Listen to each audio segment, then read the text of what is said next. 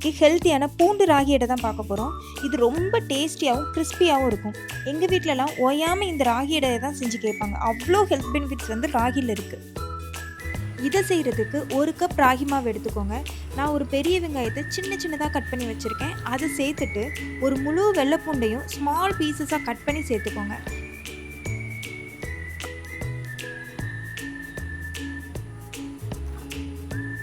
காரத்திற்கு ஏற்ப chilli flakes சேர்த்துக்கோங்க. இது கடையில் வாங்கின சில்லி ஃப்ளேக்ஸ் இல்லை, வரமிளகாயை சிசரை வச்சு குட்டி குட்டியாக கட் பண்ணி வச்சுருக்கேன், அவ்வளோதான். இது கூடவே கொஞ்சமாக உப்பு சேர்த்து நல்லா கலந்துக்கோங்க. இது கூடவே முருங்கையில் இருந்தால் அதையும் சேர்த்துக்கோங்க. இது இன்னுமே ஹெல்த்தியாக இருக்கும். கொஞ்சம் கொஞ்சமாக தண்ணி சேர்த்து நல்லா பிசைய ஆரம்பிங்க.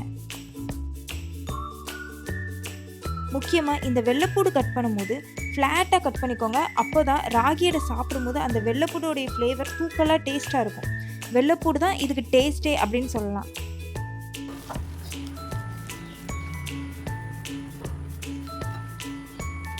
நல்லா பிசைஞ்சதும் இந்த மாதிரி கையில் ஒட்டாமல் உருண்டை பிடிக்க வரும்.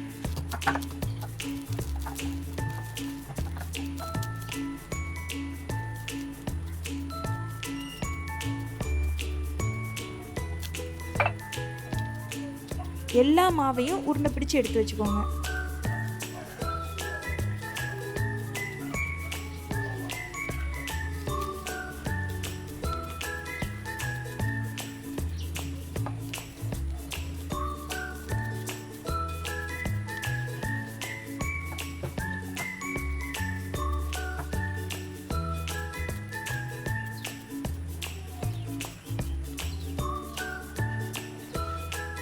இப்போ ஒரு சப்பாத்தி கட்டை எடுத்து அது மேலே ஒயிட் கலர் துணி விரிச்சுக்கோங்க. துணி கொஞ்சம் ஈரமாக இருக்கணும், அப்போ தான் மாவு துணியில் ஒட்டாது. இப்போது ராகி உருண்டை ஒன்று எடுத்து நான் தட்டுற மாதிரி தட்டுங்க. எவ்வளோ தின்னாக விரிக்க முடியுமோ அவ்வளோ தின்னாக தட்டி எடுத்துக்கோங்க. நம்ம நெக்ஸ்ட் ஸ்டெப் இதை எடுத்து தோசைக்கல்லில் போடுறது தான். ஸோ கையில் எடுக்க முடிகிற அளவுக்கு மட்டும் தட்டி எடுத்துக்கோங்க. இப்போது இதை அப்படியே எடுத்து தோசைக்கல்லில் போட்டு வேக விடுங்க. 2 சைடும் நல்லா வேகட்டும். தேவைப்பட்டால் கொஞ்சம் ஆயில் சேர்த்துக்கோங்க.